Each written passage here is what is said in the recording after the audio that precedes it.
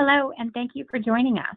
Today's webinar is Liquid Sample Introduction Techniques using Ultrasonic Nebulization with ICP OES Detection for US EPA Method 200.7. Our presenter today is Fred Smith, our Technical Product Manager for Teledyne CETAC. Please feel free to submit questions throughout the presentation. The questions will be answered privately after the webinar has concluded. As always, this webinar is being recorded and will be available within a few days. Now I'm going to turn it over to our presenter, Fred Smith. Thank you for the introduction, Shelley, and thank you everyone for attending today. As Shelley mentioned, we are again going to discuss in this series of webinars on liquid sample introduction techniques, the use of ultrasonic nebulization, and in this webinar specifically using ICP OES Detection with US EPA Method 200.7 criteria for determining detection limits.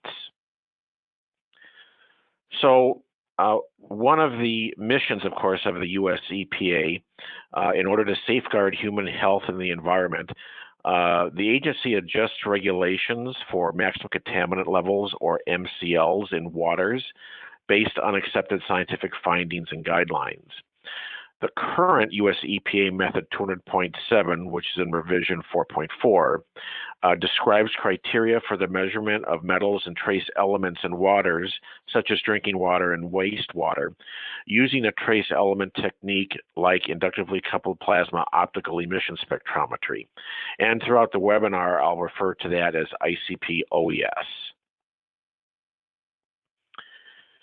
The liquid sample introduction accessory we'll talk about today is an ultrasonic nebulizer, and it's an accessory that can be used for ICP OES or ICP MS, and it enables higher sample transport efficiency versus a standard gas-based pneumatic nebulizer to the plasma.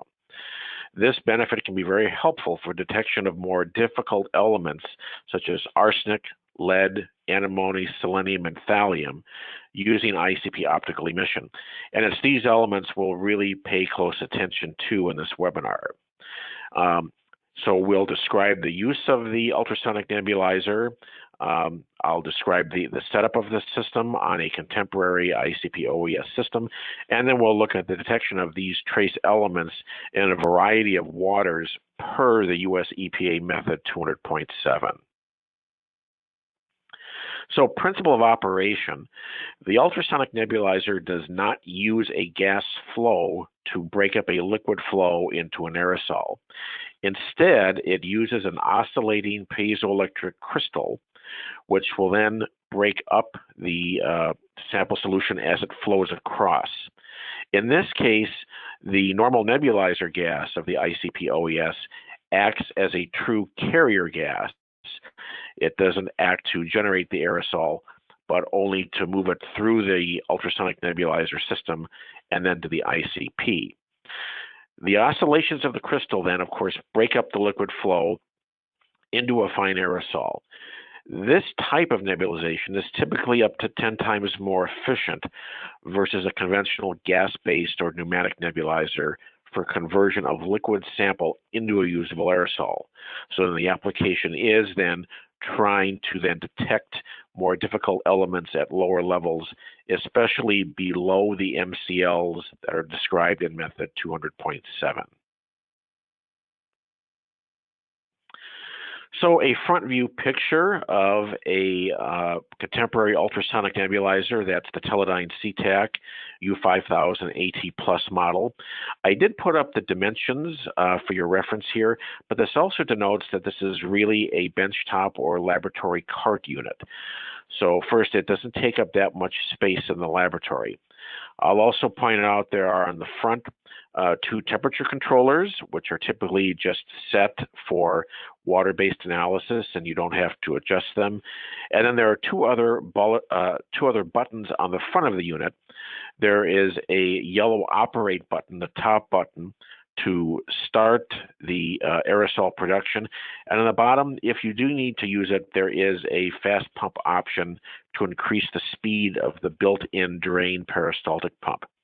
I will show you a picture. The ultrasonic nebulizer does have its own peristaltic pump, but only for removing liquid from the drains. It's not used to pump sample liquid to the nebulizer itself.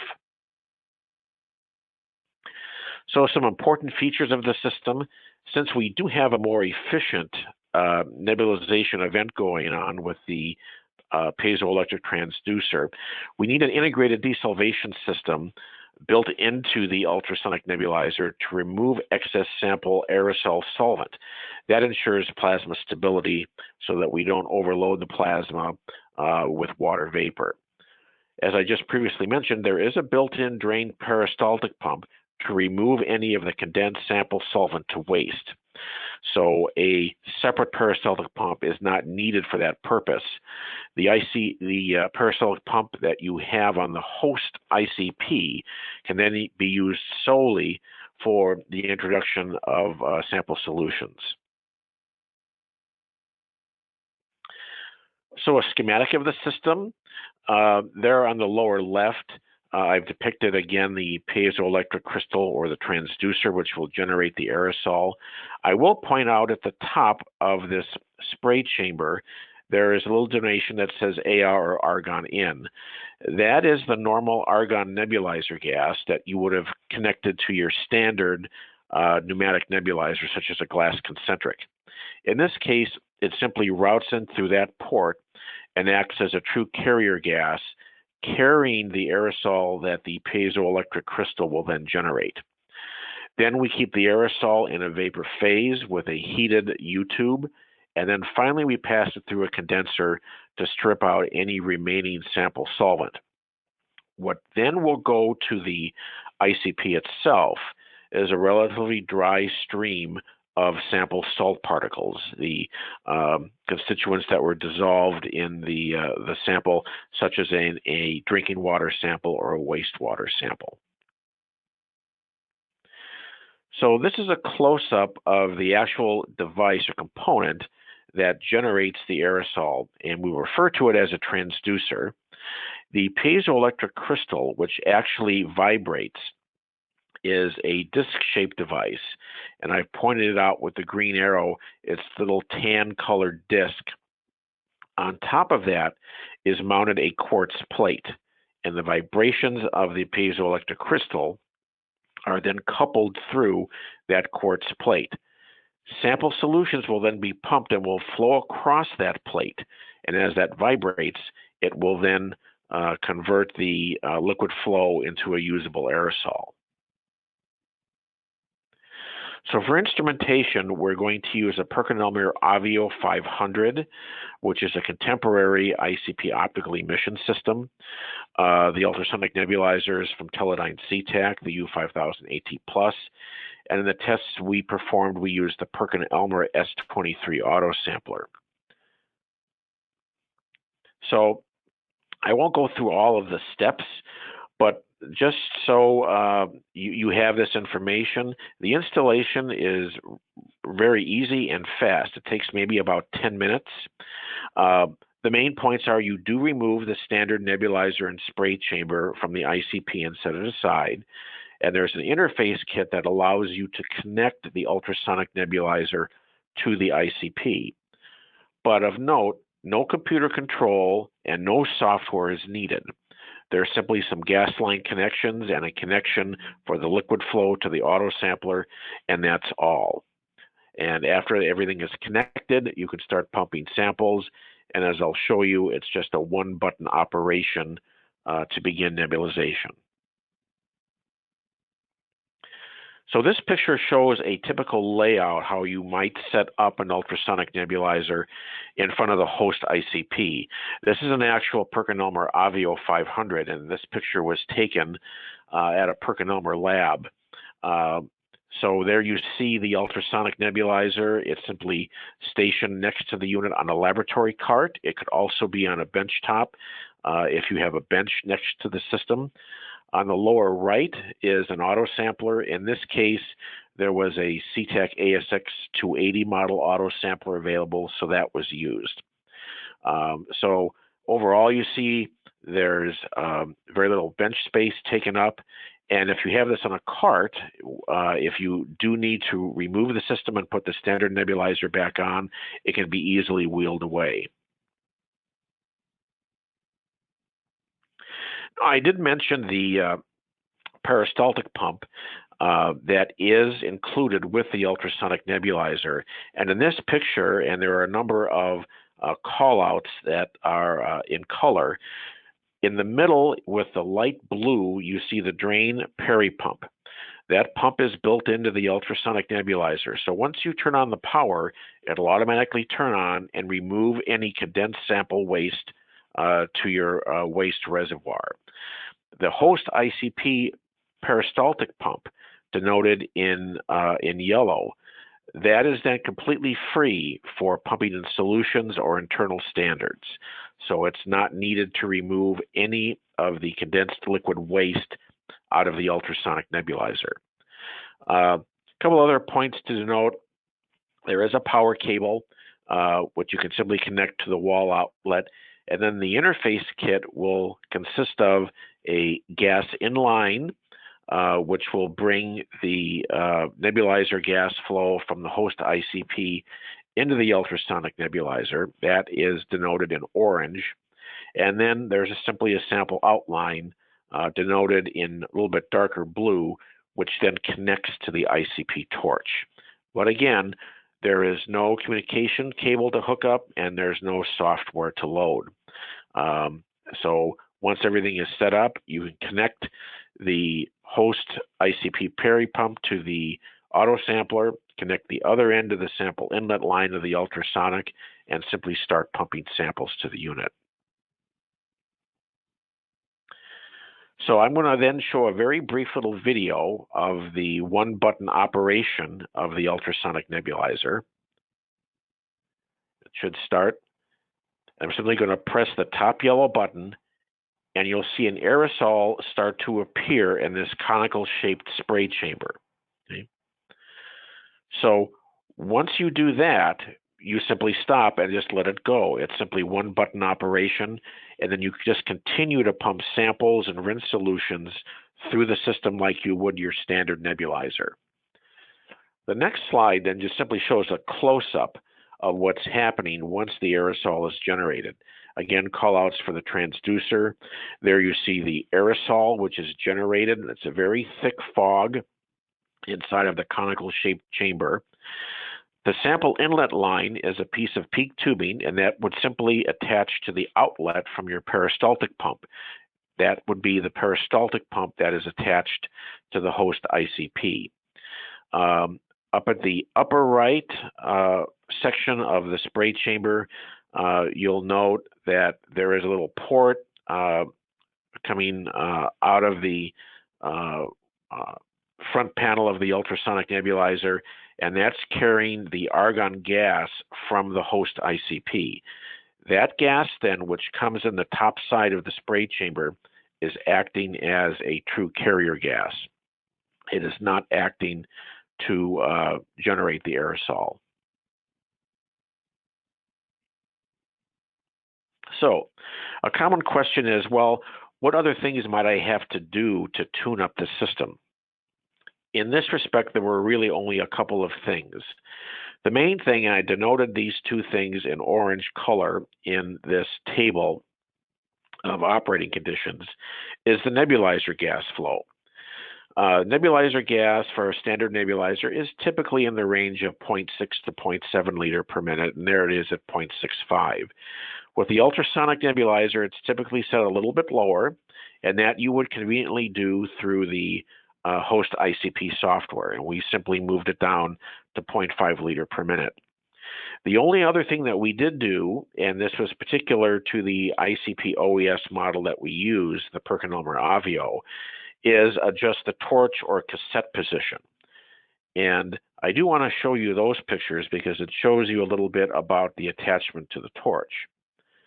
So the torch cassette position control I denoted in the green arrow, and there it is set for the standard nebulizer. It has a setting of about -3. Okay. All we did once we were going to then begin using the ultrasonic nebulizer is I opened up a little bit of a latch and pulled it down to -5 and then locked it back in place.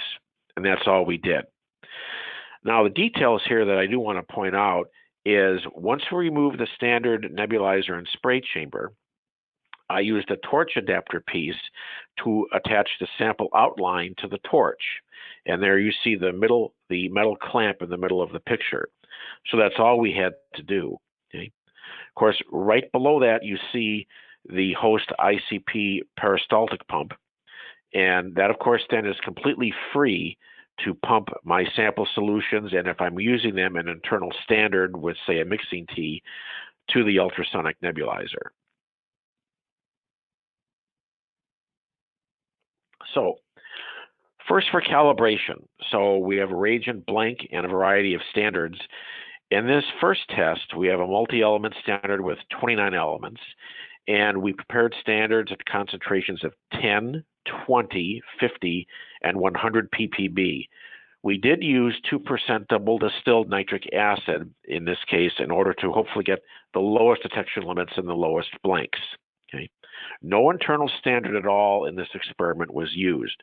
Often a internal standard is teed in, say something like yttrium or scandium, but in this case we wanted to test how good the calibrations were without using that. So when we did that, our correlation coefficients of our calibration curves using both the standard nebulizer and the ultrasonic were all within acceptable range, the minimum being 0.995 and better. So there was no issues for calibrating across these 29 elements with either the standard nebulizer or the ultrasonic. But these next overlaid spectra that I want to show do show you the element signal enhancement. So this is one of the 5 elements we're interested in looking at, and that's arsenic at the 188.979 nanometer line. This is a 100 ppb solution. The dashed line was collected with the standard nebulizer, the solid line with the ultrasonic, and you can see a very distinct improvement in signal. I'll show you one more. This is for selenium, the 196 nanometer line, again at 100 part per billion. Again, the dashed line being the standard nebulizer, the solid line being the ultrasonic nebulizer. You see a very distinct improvement in sensitivity when using the USN. So, what are some of these numbers and what are some of the actual enhancement factors? So in this table, we've listed arsenic, lead, antimony, and selenium at the common wavelengths that we would be detecting them at. And there's the intensity of the standard nebulizer and the U5000 AT plus USN at 100 part per billion.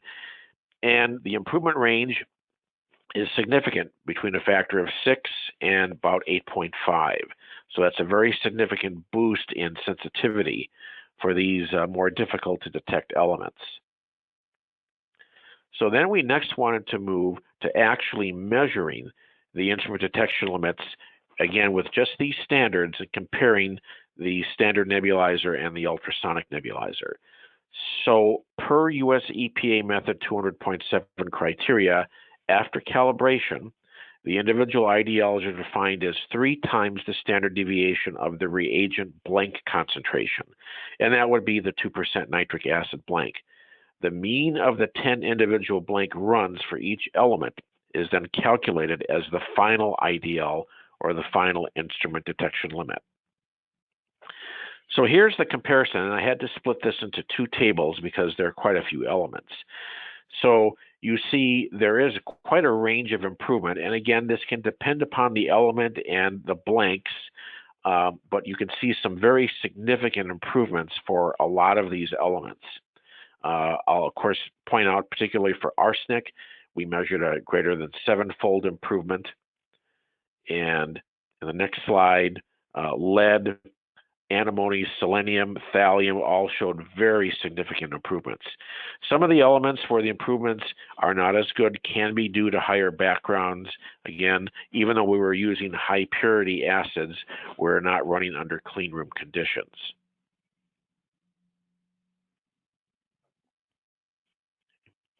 So to sum up for this initial test, the average reduction in IDLs across these 29 measured elements is about 14x, with a range of 1.5 to 63. Again, the lower factors that were on the first table could be due to some reagent blank contamination or some environmental contamination. So now we wanted to move to a real sample matrix, and in this case, a municipal water matrix. So a water sample was then obtained, mainly meaning Omaha drinking water, which is from, in this area, the Platte West Water Treatment Plant in Elkhorn, Nebraska, which serves the Omaha, Nebraska metropolitan area. So it's just west of the city of Omaha. So this water sample is a treated type, meaning it could have gone through softening, clarification, filtering, and disinfection. So I did add this map, and this is a map of the central plains of the United States. So you then see where the Platte River is. It has two branches out in the western plains, the North and South Platte, that come together to form the Platte River, which flows across the state of Nebraska. I did circle Omaha, and you see Omaha then sits near the confluence of the Platte River and the very large Missouri River.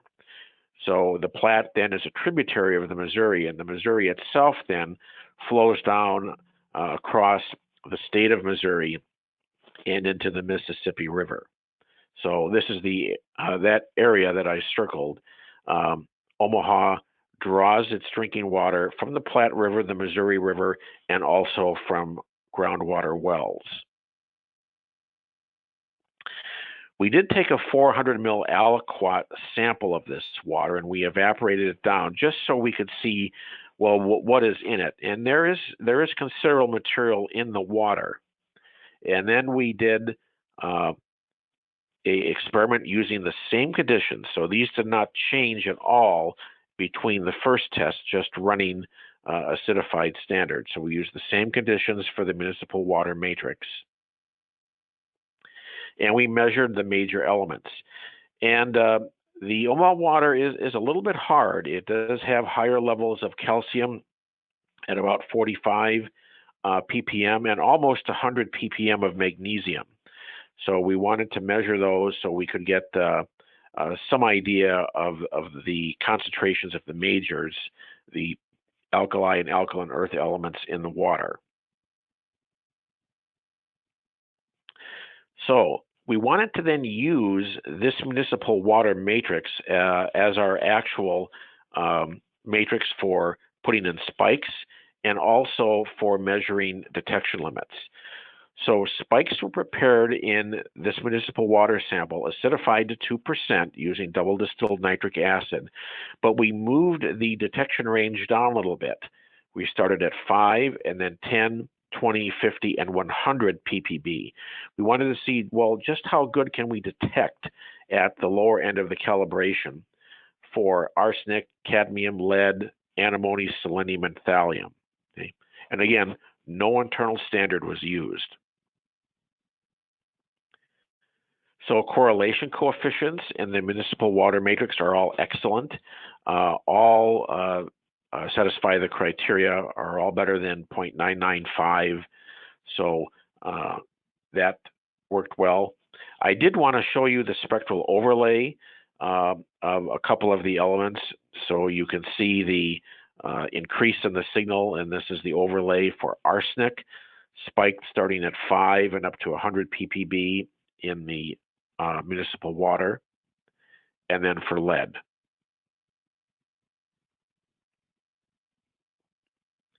So now we had a look at the detection limits. After calibration, again, the water blank, and again, this is the municipal water, was measured 10 times as a sample. So we're going to base our IDLs on what we can actually detect in that matrix. Again, the individual IDLs are defined as 3 times the standard deviation of the water or the municipal water blank concentration. The mean then of 10 individual blank runs for each element is calculated as the final IDL per method 200.7. As an added part, we also then calculated the limit of quantitation, which is 3.3 times the IDL, or 10 times the standard deviation of the water blank concentration. The LOQ often gives you a better estimate of what you could actually detect, perhaps from day to day in that sample. So it's a little bit more rigorous criteria. So for the 5 elements of interest, again, arsenic, cadmium, lead, antimony, selenium, and thallium, you see the IDLs for the ultrasonic and then the LOQs multiplied up by 3.3, and then the maximum contaminant levels that are allowed by US EPA. And then even at the LOQs, we are substantially below the MCLs required by the US EPA method. So the use of the ultrasonic nebulizer in this matrix does an excellent job, even if you move to an LOQ, which is 3.3 times the IDL, we're still significantly below the MCLs defined for these more difficult elements by method 200.7. So we wanted to do some initial tests, and these are, some additional tests, and these are percent recovery tests. And we then looked at 3 separate sample matrices. A more straightforward one, of course, is a laboratory control sample, which is the reagent blank itself. So we wanted to go back and look at that, but with 5 ppb multi-element spikes. Initially, when we did our calibration in a sort of a laboratory control sample blank, we started at 10 ppb, but we wanted to move down to 5. Then we wanted to find a water sample that was not treated, that was not from a municipal system. So we had to find an untreated well water sample. And again, we wanted to start with a 5 ppb spike. And then finally, we wanted to look at a standard reference material. What is available is from the National Institute of Standards, from NIST. The current version is 1643F, trace elements in water. This is a synthetic reference material that's been generated by NIST to simulate levels that might be found in fresh waters. The percent recovery criteria per method 200.7 for these types of samples, these are the ranges in which we want to try to get recovery for that spike, and that is the lower 5 ppb spike. For the laboratory control sample and the reference material, we need to be between 85 to 115%. For the untreated well water sample, between 70 and 130%. So here's my second map. Where did we find a well water sample? Well, we did collect one up in the upper Midwest. So we moved up from the Central Plains to the northwestern part of the state of Wisconsin. In this particular part, the St. Croix or St. Croix River starts, and this is a tributary directly of the Mississippi River. And there was a well that was available right near that river, so that water sample was then collected. We also wanted to look at what was in that sample. And again, this sample has undergone no type of treatment. It does have a significant level of calcium, but a lower level of magnesium. There you see the level of about 25 ppm of sodium, some potassium, a little bit moderate levels of barium and strontium, and we did pick up some zinc. This might have been from some component of the well. We did look for iron, but we didn't see any appreciable iron. I was expecting to see a little bit of that, but the one transition metal that did appear was zinc at about 10 ppb. So one of the things that was interesting when we started to do some spiking experiments is we did do a spike of the well water and ran it with the standard nebulizer and then the ultrasonic nebulizer. And for arsenic, indicative of the detection capability of the USN, we could not really see anything in particular for arsenic at that spike in this sample. But with the ultrasonic nebulizer, we could. And in addition, you notice between the two lines, the blue being the standard nebulizer and the red being the ultrasonic, is the very distinct drop in overall background. And that's most likely from the reduction in the amount of injected water. We have a desalvation capability with the ultrasonic nebulizer, and most of that water is removed. And that allows a lower overall background. So first, the laboratory control sample and well water. We put this in a combination table for the percent recoveries. And you can see for the 5 ppb spike, our recoveries are very good. They're all within the limit. The one that's a little bit on the lower end for cobalt in the well water, but it's within the 70 to 130% range. Perhaps there was some interference going on in the particular cobalt wavelength that we chose. And then the rest of the elements, all again fitting within the range for the 5 ppb spike.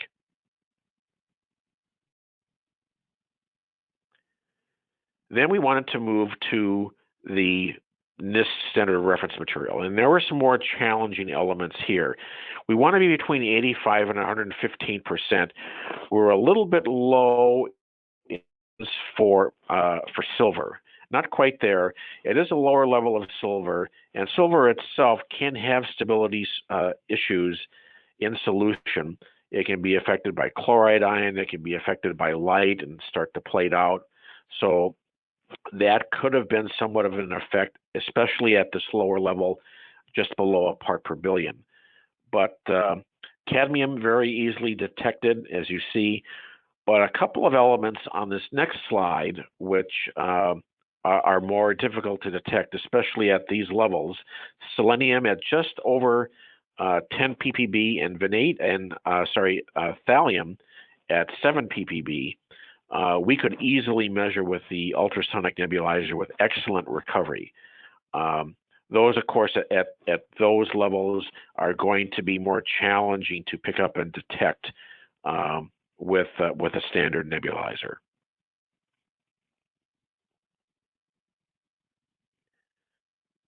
So in summary, in the analysis of these different water samples, a municipal water sample, a reference material emulating fresh water, and untreated well water sample, the ultrasonic nebulizer allows you enhanced signal and lower detection limits for important elements such as arsenic, cadmium, lead, selenium, and antimony. We have excellent agreement with a certified reference material, that's the NIST 1643F, trace elements in fresh water. Spike recoveries, save for one instance, were in acceptable ranges. As you saw, the setup is very fast and easy on the host ICP, and no computer control is required. So some things to denote: part numbers for ordering if you have interest in these systems. There is one that's set up for running at 115 volt, such as in North America. Another one set up for running at 220 volt. The shape and size of the system is the same, it's just the electronics are slightly different. The A plus is the 115 version, and the B plus is the 220 volt version. Connecting an ultrasonic nebulizer to any of the ICP optical emission systems on the market is very straightforward with the available interface kits. And we have interface kits for all of the current ICP, OES, and even ICP-MS models that are on the market. One interface kit is provided at no charge with each U5000 AT+. So again, the application notes, and we have been doing quite a few applications on the newer contemporary ICP systems that have come into the market, such as the Avio 500.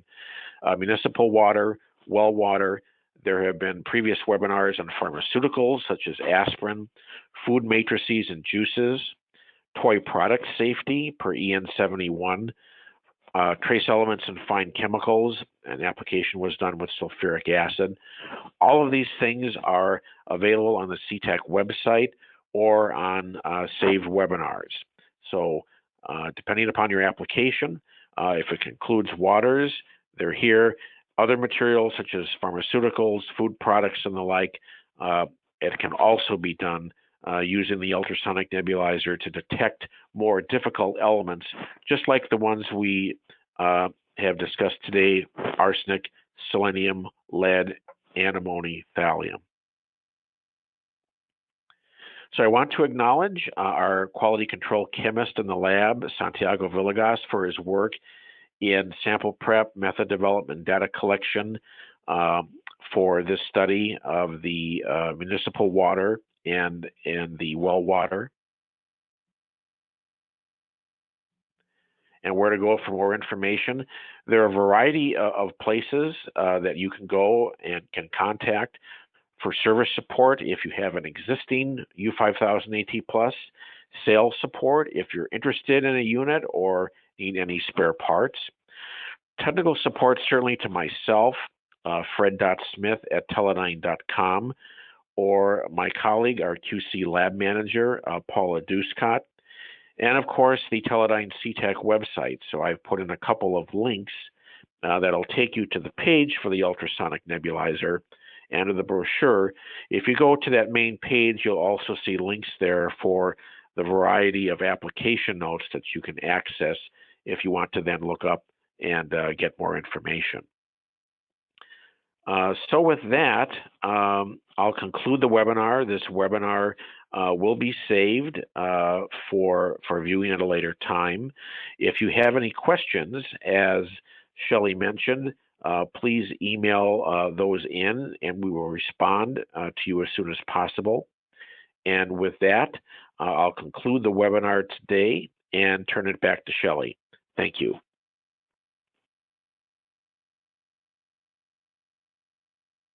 Okay, thanks everybody for attending.